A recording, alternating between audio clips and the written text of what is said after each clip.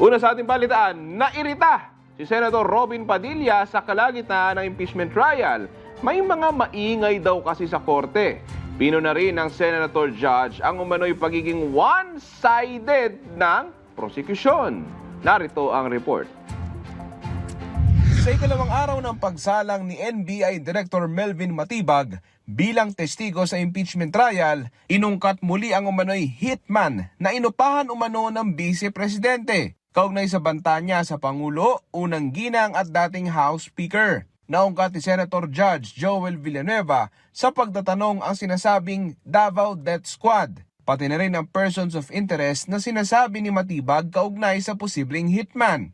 Yung binanggit niyo na may mga persons of interest, nabanggit niyo po kahapon din yung parte ng network ng respondent na tinatawag na Davao Death Squad. Gusto kong malaman kung meron po kayo nakikitang impormasyon na nagsasabi na aktibo pa rin po ba ito noong 2024? Sa amin po investigasyon lumalabas na meron pa pong mga existing.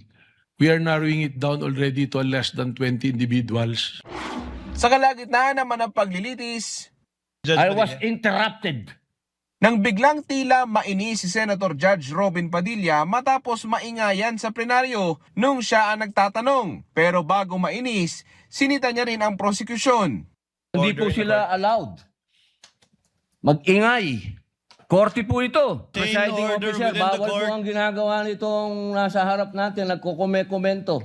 Alam niyo po, napakaganda po ng inyong sagot. Sana hindi one-sided ang ating persecution. Kindly maintain order in the court. The Sergeant at Arms, by authority of the Senate President, is directed to kindly maintain.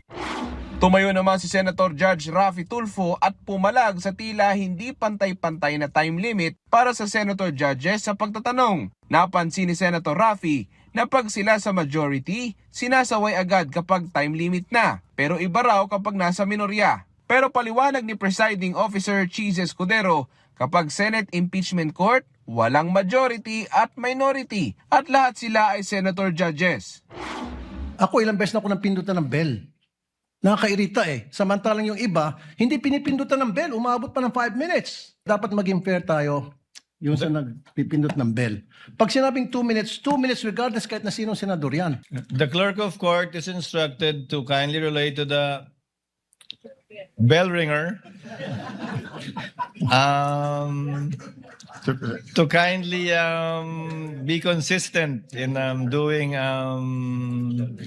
the polite reminder to the senator judges with respect to the time allotted.